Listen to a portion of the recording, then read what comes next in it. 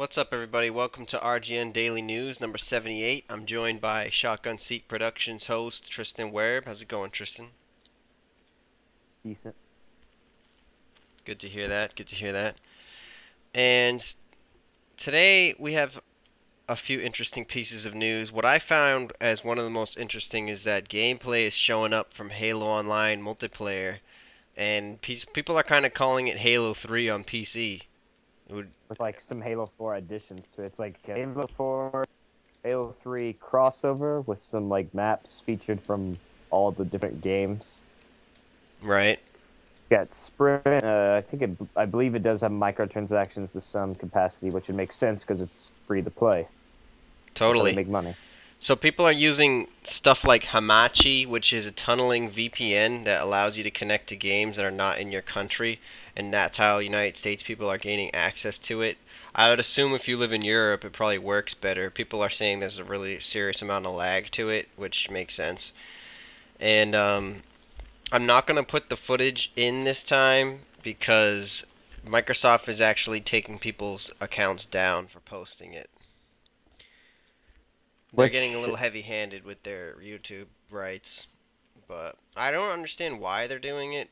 The game. I just think it's because it's Halo Online's technically in its beta, sorta. It's like not officially released yet. All right. Okay. I think that's really what it is. It's not them being like a Nintendo situation. It's more, it's not supposed to be showing yet. But from what I've seen, it actually seems like you said, it's like looks like a Halo 3 on PC with some Halo 4 additions like Sprint. The graphics look sweet. Oh yeah, it looks pretty fun. Not saying it looks better than the upcoming Halo 5 Guardians because it kind of doesn't, but it looks good especially for a free game. As I expect the game to be of a lot lower quality than that, but it's Halo multiplayer, and yeah, it looks pretty good. To be honest, Definitely. I'll definitely have to try it if it ever comes to the United States, and even if it doesn't. And they said you could really play it on low minimum specs, so definitely. if you click the RealGamerNewz link in the description, and on that RealGamerNewz page, we will link to a piece of footage that is currently up. But if it gets taken down, then I apologize, and you're just gonna have to wait a little longer till Microsoft allows that type of footage to come out. But I will, probably should be this summer whenever it's officially. but I will provide a link just in case it's still up.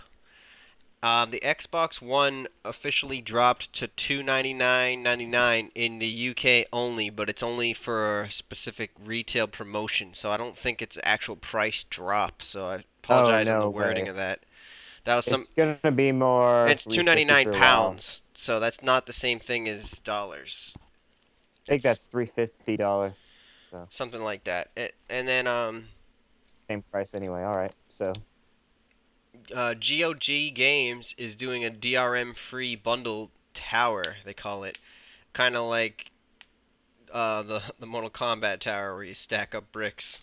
But anyways, speaking of Mortal Kombat, shameless plug, head over to Shotgun Seat Productions on YouTube, or if you can't find that, go to RealGamerNewz.com and look at our Retro Virtue in the Retro Review section, and you'll find an awesome hour-long show including a review of Mortal Kombat, the original, talks about Mortal Kombat X, talks from the questions and the answers from the audience of the newest YouTube channel that we're supporting, Shotgun Seat Productions and RealGamerNewz, all jump together and we really put together a lot of hard work on a really awesome show, giving tribute to Ed Boon and Noob Saibot's game. So check that out as Mortal Kombat X approaches. It's a perfect little companion video. You know, pop that on if you got some dishes to do or something, pop that on your TV and take a look over as you do that, or just listen, put it on a tablet, phone, whatever.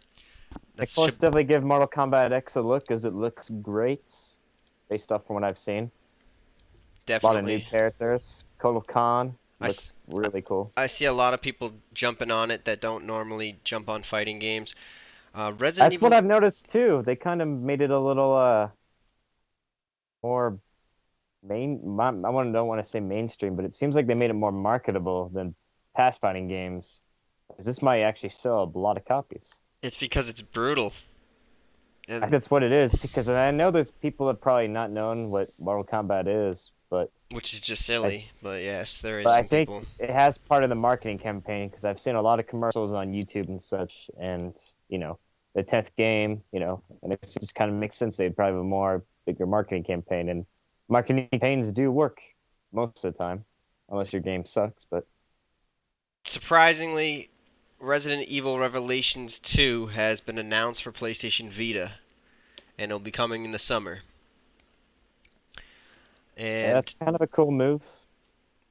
More Vita definitely, games. I mean, I think that's a cool move. I think it's surprising. I think Resident Evil Revelations 2 maybe has some strange things going on with it as far as it's not like an incredible game, but it's not a bad game. It's like I mean, it's right okay, and it's probably definitely something worth picking up for PlayStation Vita. I would totally say. I actually totally haven't played it yet, but that's been out for Vita. I think that'll probably be the system I'll end up picking up for. Just give me a reason to play Vita. not bad idea. Destiny's getting the second expansion pack, and the House of Wolves Prologue cinematic trailer came out today. People are calling it vague. It doesn't really show what's going to be in the game. It's just a cinematic trailer, but Big surprise. yep. And Lara Croft Relic Run is coming out for mobile devices. The Elder Scrolls Online is going to be getting a free beta weekend because, now that it's free to play, you still have to buy the game. So people are going to get a chance to play it totally, totally free. And that's from Thursday this week to Monday next week.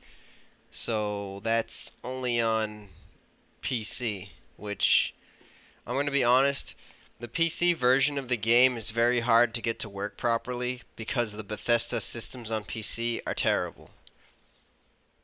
So, I've what I've heard from people that play, or apparently people have played it in its more current state. They say it's a lot better, but at the same time, it still has those issues like that, of course.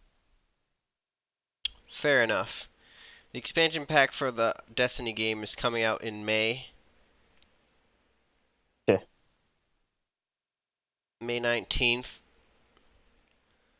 The same day as The Witcher 3. I know it must be my money. Well, I already prepaid, so Yeah, this so you one's might as well play this it. one is included in the season's pass. It's not extra.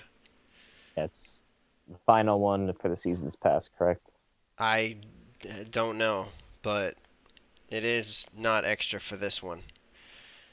And their DLCs are pretty light in content. So if they're only given 2 for the $40 that I had to pay, or 30 rather, that's kind of a rip-off because they're really, really small.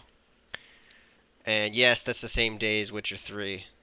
So obviously, a lot of people are probably not going to play it. People who pick up new games are probably not going to jump on that, but oh well, stuff happens. And that's pretty much it for today.